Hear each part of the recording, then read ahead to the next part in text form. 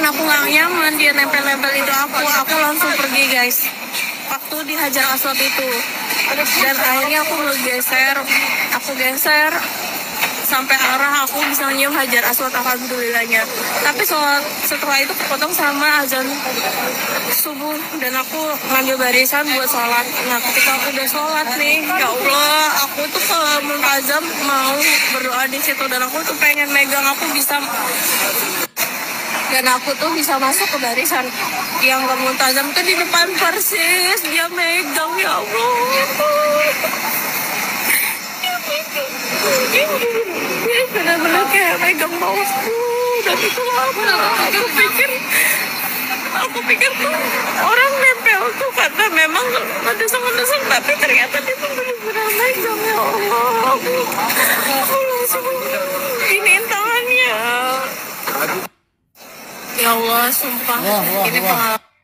Ternyata bukan hanya nempel-nempel tapi megang bawaku. Wele. Nempel tuh karena memang ngedesak-ngedesak, tapi ternyata dia tuh benar-benar megang, ya Allah. Aku langsung ini. Dan aku tuh bisa masuk ke barisan yang ke Multazam tuh di depan persis dia megang, ya Allah. Dia benar-benar kayak megang bawahku. Suci, Indonesia tanah suci. Nggak usah mau mati di tanah suci yang jauh. Di Indonesia, hidup dan matimu di Indonesia tanah suci. Otak orang Indonesia hari ini banyak yang salah memahami tanah suci karena tidak membaca. Jangan kalian pikir semua orang yang ada di Masjidil Haram dan Masjid Nabawi itu adalah orang-orang yang ingin beribadah. Karena di antara puluhan ribu jemaah itu ada mereka-mereka yang sedang berburu korban. Siapa mereka itu? Mereka adalah para scammer atau penipu. Simak video ini sampai selesai supaya kalian jangan sampai menjadi korban selanjutnya ya. Silahkan save dan share video ini kepada teman-teman atau saudara-saudara kalian yang akan pergi umroh. Kalau dipikir-pikir, kok berani mereka ya? Kok bisa ya? Mereka itu menipu orang, menipu jamaah yang ibadah sengaja datang ke Makkah dan Madinah. Mereka tipu demi mendapatkan keuntungan. Bahkan di depan Ka'bah. Luar biasa. Oke, jadi siapa aja para penipu ini? Yang pertama, kelompok penipu di Hajar Aswad. Mereka ini berkelompok ya, 3-5 orang. Mereka mencari korban, jemaah-jemaah umroh yang baru yang pengen mencium Hajar Aswad. Lalu mereka datangi, seolah-olah mereka ini adalah malaikat untuk para jemaah itu. Mereka menawarkan bantuan untuk mengantarkan langsung ke depan Hajar Aswad. Dan tentunya jemaah dengan senang hati menerima bantuannya. Setelah berhasil mencium Hajar Aswad, barulah penipu ini meminta uang jasanya. Harganya fantastis banget, dari 500 sampai 1000 rial. Dan mencengangkan lagi, para scammer ini, beberapa kelompoknya adalah orang-orang Indonesia. Luar biasa. Yang kedua, scammer tahallul. Ini udah lama banget dari zaman dulu kala, sampai sekarang masih ada. Modusnya mereka itu menunggu jamaah yang baru selesai sa'i di Bukit Marwah di pintu keluar sambil menawarkan jasa membantu untuk memotong rambut. Nah, udah tahu kan, selesai dipotong, mereka pasti minta uang. Dan jumlahnya sudah dipastikan tidak wajar. Yang ketiga, scammer Jabal Rahmah. Walaupun Jabal Rahmah lagi dipugar, tapi para scammer ini masih ada berserakan di sekitar area Jabal Rahmah. Modusnya mereka mencari para jamaah yang ingin berfoto di sekitar Jabal Rahmah. Mereka menawarkan bantuan, memoto 1 kali, 2 kali, 3 kali. Setelah selesai, mereka akan meminta uang yang tidak wajar. Yang keempat, scammer taksi gelap. Nah ini teman-teman, jangan pernah memakai taksi gelap sebelum deal di depan. Jadi pastikan sebelum kalian naik taksi, kalian sudah negosiasi, udah dapat harganya. Kalau kalian negosiasinya setelah taksi jalan, kalian pasti akan mendapatkan tarif yang mahal, minimal 2 kali lipat. Dan yang terakhir, ini adalah scammer yang paling banyak ditemukan. Rata-rata jemaah mungkin pernah ketemu sama mereka. Mereka ini ada di Masjidil Haram dan Masjid Nabawi. Bonusnya, mereka akan mendatangi kalian pada saat di masjid atau di pelataran. Kalian lagi duduk, mereka akan datang dengan santun, mengucapkan salam, bercerita. Beberapa kasus mereka itu mengaku adalah seorang pelajar dari negara lain yang sedang menuntut ilmu di Madinah atau di Mekah. Mereka kekurangan uang. Jadi mereka memanfaatkan kebaikan jamaah untuk bersedekah ataupun berinfak, mengeluarkan uang di jalan Allah karena mereka ngaku mereka adalah seorang penuntut ilmu. Ada beberapa kasus juga suami istri yang masih pakaian umroh, pakaian ihram. Mereka mengaku habis kehilangan dompet, kehilangan tas, kecopetan, atau apapun itu. Sehingga mereka meminta belas kasihan jamaah untuk memberikan uang agar mereka bisa pulang ke negaranya lagi. Atau sekadar untuk mendapatkan uang untuk makan mereka. Macam-macam. Apapun mereka lakukan demi mendapatkan uang. Luar biasa kan? Jemaah-jemaah yang pertama kali umroh pasti nggak akan nyangka akan kejadian-kejadian seperti ini. Banyak pertanyaan dari para jemaah tentang video saya sebelumnya, bagaimana cara menghadapi para scammer atau para penipu di Tanah Suci. Jamaah kita itu ada dua macam ya. Yang pertama jamaah yang mampu, yang punya banyak uang, yang pengen bersedekah dan dermawan, pengen berbagi selama di sana. Jemaah-jemaah inilah yang menjadi incaran para scammer.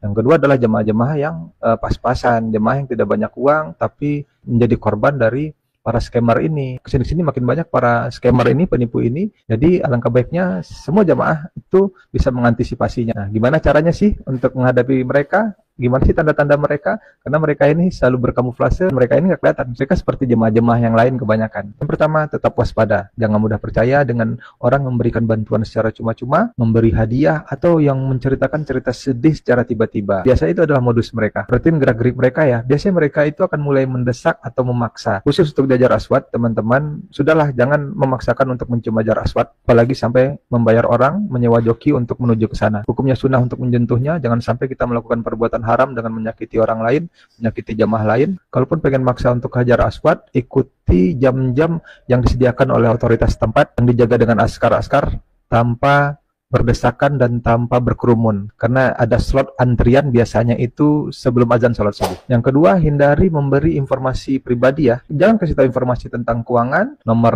kartu, nomor PIN, paspor, atau nomor telepon kepada orang asing yang kita tidak kenal. Hati-hati teman-teman ya. Simpan barang-barang berharga di tempat yang aman ya.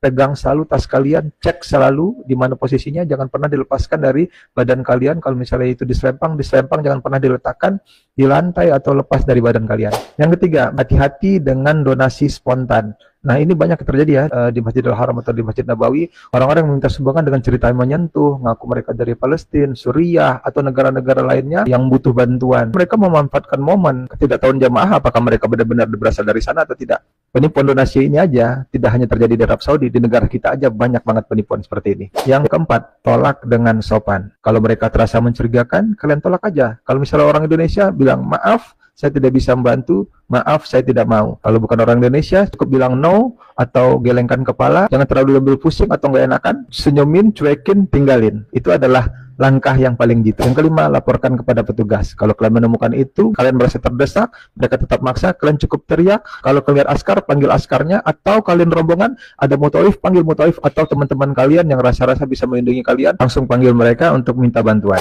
Yang keenam, jangan sendirian di tempat yang sepi. Memang banyak para jamaah itu pengen berzikir, pengen itikaf sendiri di masjid, nggak mau diganggu sama orang-orang. Nah, mereka itu banyak mencari orang-orang begini nih, memanfaatkan momen kesendirian mereka, lalu mereka masuk dengan cara-cara yang di atas tadi. Makanya usahakan berjalan bersama rombongan atau bersama teman-teman yang lain. Yang ketujuh, doa dan tawakal. Berdoa sama Allah, meminta perlindungan, jangan sampai kita diketemukan dengan orang-orang seperti ini. Semoga kita dikuatkan untuk menghadapi ujian yang diberikan Allah di Tanah Suci. Mereka itu beraksi gara-gara ada peluang. Mereka melihat peluang karena banyak jemaah yang dermawan dan pengen bersedekah tanpa memikirkan apa efeknya untuk dirinya dan untuk jemaah lain dalam waktu dekat dan untuk yang akan datang.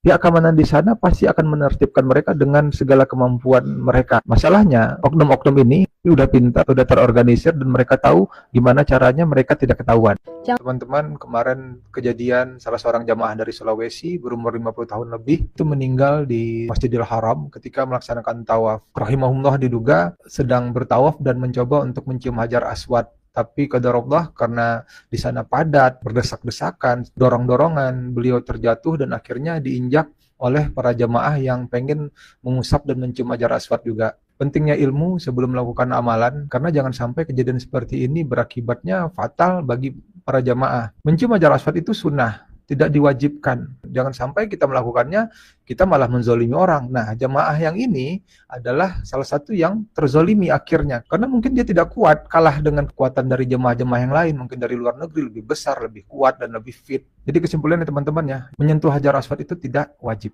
Itu sunnah. Jangan dipaksakan, jangan sampai kita malah menyakiti orang, malah sampai konyol, malah salah fatal seperti kejadian sekarang, sampai jemaah ada yang meninggal keinjak dan dipaksakan. Jangan menjadikan menyentuh Hajar Aswad dan mencium itu sebuah prestasi yang harus dibuktikan ke orang.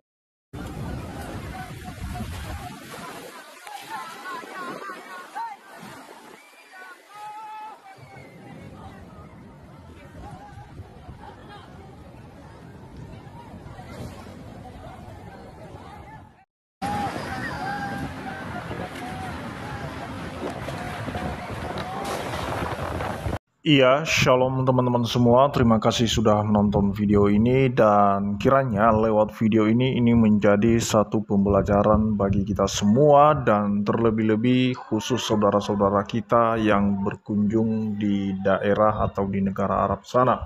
Nah, teman-teman, kita tahu bahwa seharusnya di sana harus dijaga bagaimana kesucian yang dimana disebut itu sebagai tanah suci, maka benar-benar dijaga bukan hanya tanahnya yang dijaga supaya suci, tetapi justru orang-orang yang seharusnya berkunjung di sana itu harus menjaga kesucian.